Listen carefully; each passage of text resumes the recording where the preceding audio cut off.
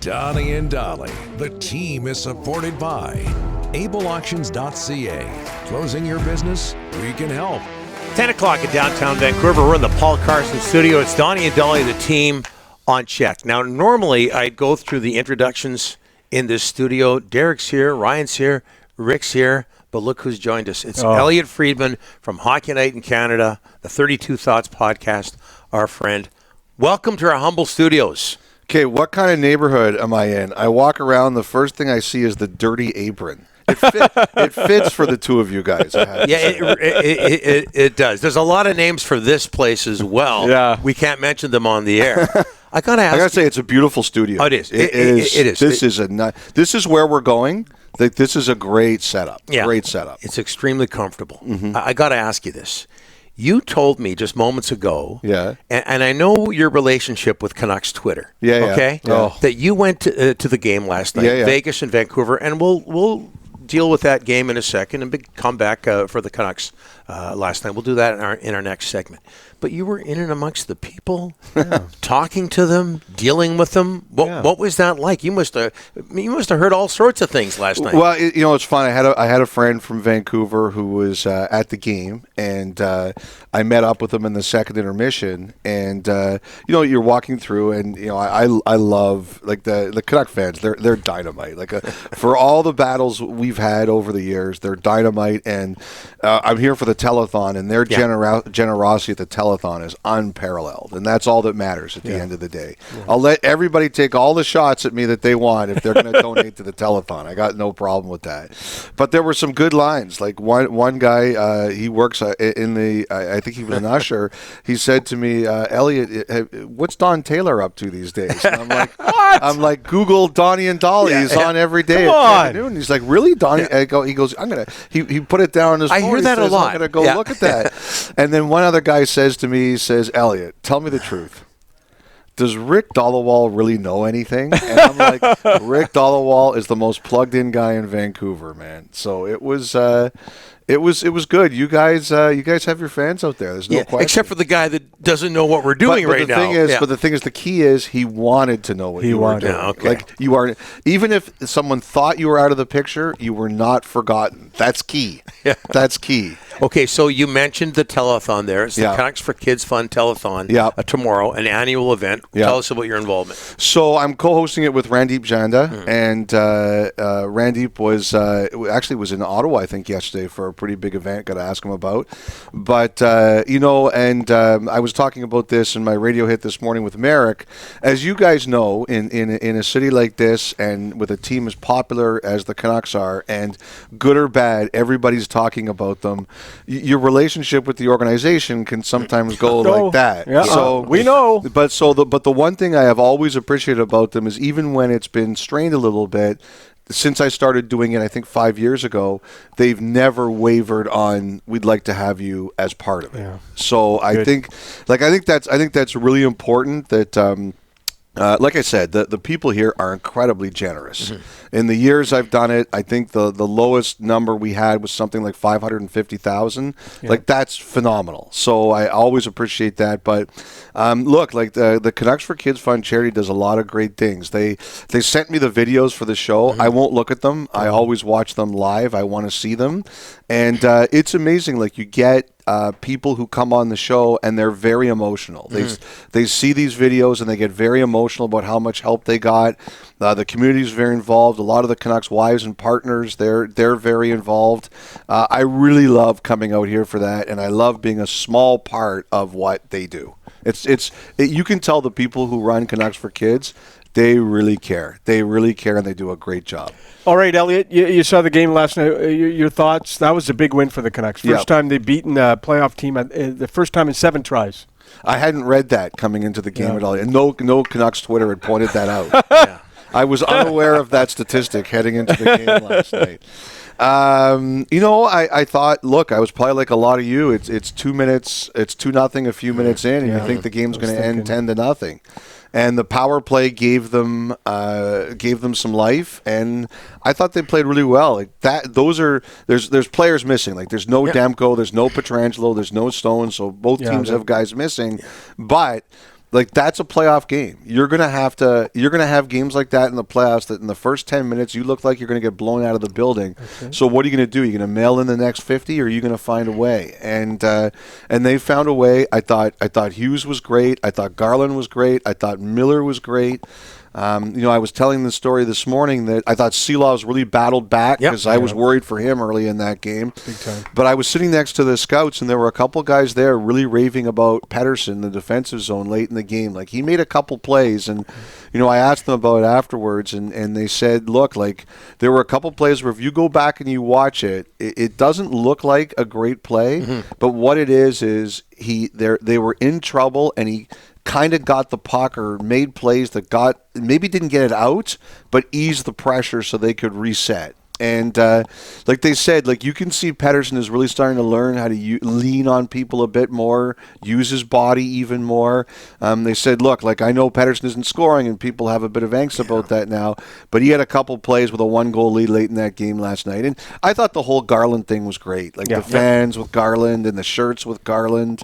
They don't do stuff like that for you if they don't like you, right? I thought it was – that's hilarious. That shirt is fantastic. And – I thought in the postgame, talking about Besser playing hurt and Garland proving him wrong.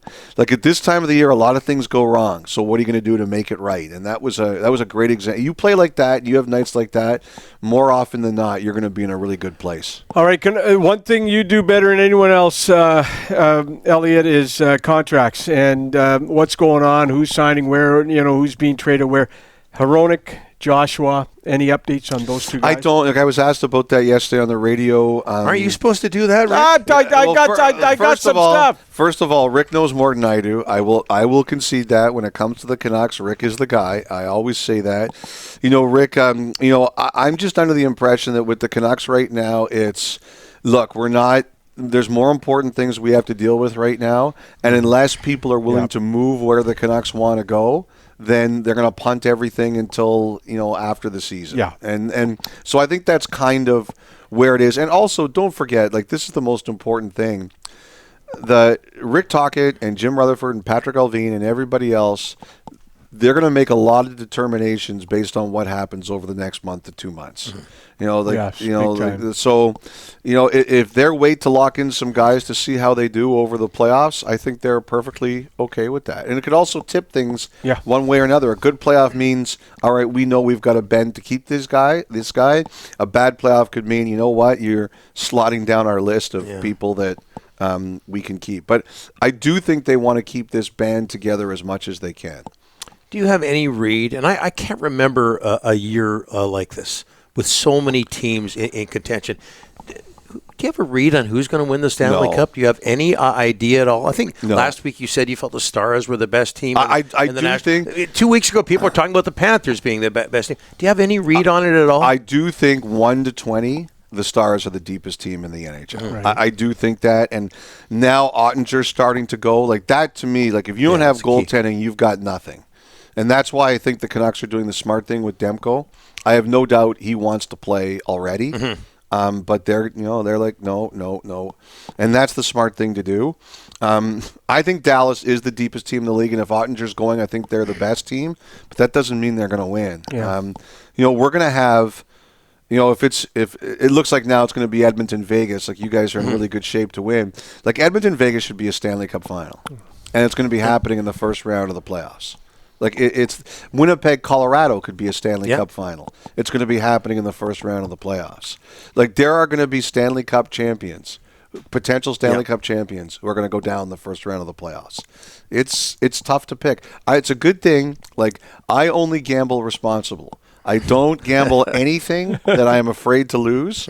So I'm glad, because I would not be able to handicap this. Yeah, I don't know that there isn't. Well, of those 9-10 teams, I can't think of anyone. I wouldn't be shocked, even if maybe I'd be shocked if Vancouver won, because I'm from here and I know. And you always expect the worst. I know the dark history. Yeah, right? like being from Toronto, I understand how. Okay, exactly. But in the West, to be honest, like, the 8 teams that are going to make the playoffs in the West.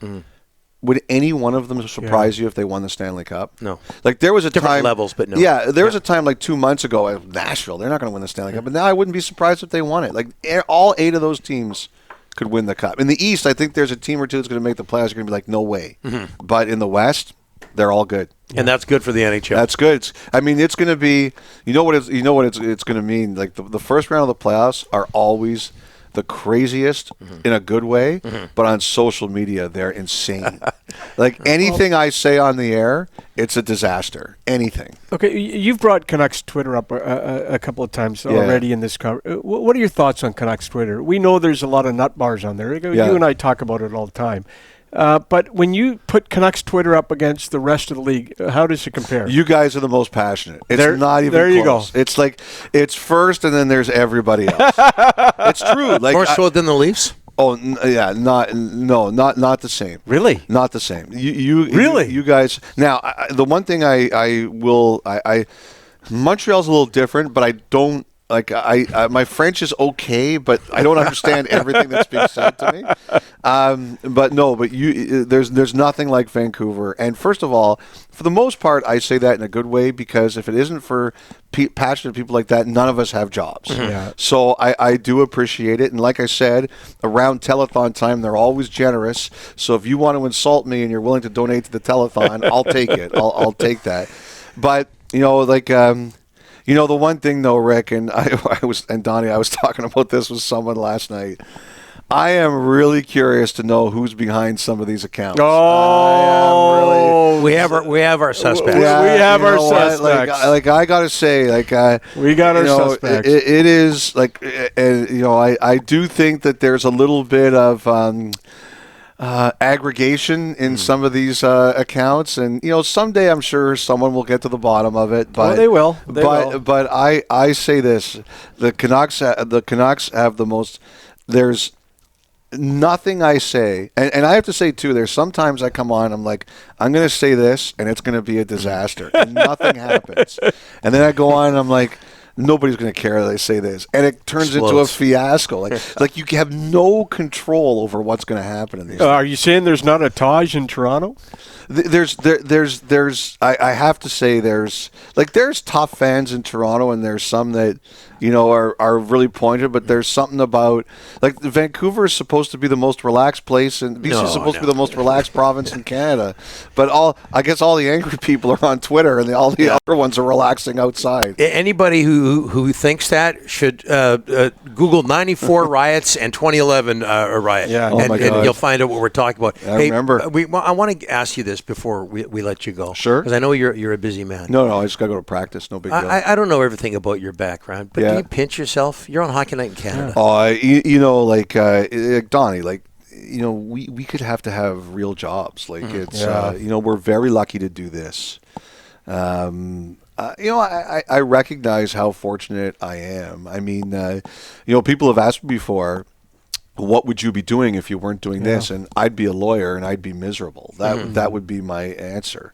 So, I've gotten to see, one of the things I tell people is that when you do this business, they ask you, what's the good and the bad, okay? And I don't think there's a lot of bad, but I think that the one thing I say to you, understand, is this is not a 9-to-5 job. Yeah, now I remember there was someone who I thought had real talent, and this was about 10, 15 years ago, and they wanted to be a sportscaster, but they only wanted to work 9 to 5 Monday to Friday.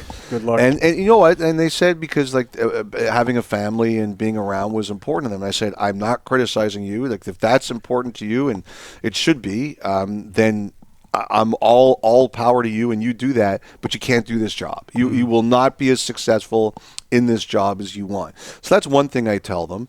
But the other thing I tell them now is that, look, we're all putting ourselves out there on social media, but in our business, you're more visible than a lot of other people. Oh, yeah. So you have to understand that everything that you do that's good and bad, everyone's going to see it. Yep. Like the best moments of my career, people see them. The worst moments of my career, people see them. Yep. And you have to be able to handle that. And I also tell people that abuse shouldn't happen online. It's unacceptable, but it's the way it is. It is. You are going to be, people are going to say things to you that they will not have the guts to say to your face. No, of course. So you have to deal with all that. But I think most people are kind of like that now. Yeah. But the things I tell them are great is, you get to travel. You get to see incredible things. I have I have witnessed things that I never thought that I would see in my life. And I've been to places that I never thought I would get to go in my life. And the other thing I'd say too, guys, is that when you're around elite athletes like NHL players, you really understand what separates the greats from the people who aren't. Not only in how talented they are, but how they work, how they prepare, how much they care, the sacrifices they make. I think in our business, if you're not learning that about the people you cover, you can't do your job the best you can. Yeah, and everybody thinks their jobs are easy, and they're not. No, they're definitely not. Thank you so much for dropping by. Oh, it's my pleasure. We can't put into words how much we appreciate you coming on our show every second week. It means a lot to us. The one thing, though, is I cannot believe the way Brian Burke wears his tie has actually caught on fashion-wise. What's going on here? I am such a slob that I would. Well, you're in the right place. I would dress like this all the time if I could. But it's a testament to Burke. But I should also say that every time I come on here, there's a fee. And you guys donate it to the Canucks for Kids Fund, Canucks for Kids Fund, or the Canucks Autism Network. One of the two. Yeah, sorry. So I'm happy to do it, and I appreciate you guys donating to that, because that means you're part of the solution too. So I do appreciate it. Get on with your day. We appreciate it so much, Elliotte. And again, thanks for the regular visits. I know it's not Friday, Rick, but I can't believe you didn't wear the shirt. No, the Hawaiian shirt only comes out Friday. Yeah. You wouldn't even make an exception. I got a dandy this Friday, too. You know what? It's going to piss a lot of people off. It would take away from your birthday. What does it say? Go Oilers? No, it's got a Blue Jays thing on it. It's got a Blue Jays thing on it. Okay. Elliotte, I want to say you're the best in the country by a country mile. I appreciate your friendship, and thanks for doing this. You didn't have to do it, but you made time for us. And our audience, I know, loves it. But thank you for doing this. My pleasure. This is where we're going. We're all this is the way the business is going. So I think the more shows like this that are successful, I think it's important for people, especially young people who are starting in this business, to see that there is a future. So I'm glad to see you guys are doing well. It's a great setup. It's really nice. I'm looking at your staff here. They're all working so hard. I have no idea how they put up with listening to you guys for 10 hours a week. Absolutely. But, it's a great setup here, guys. Thanks, buddy. My pleasure, guys. I appreciate it.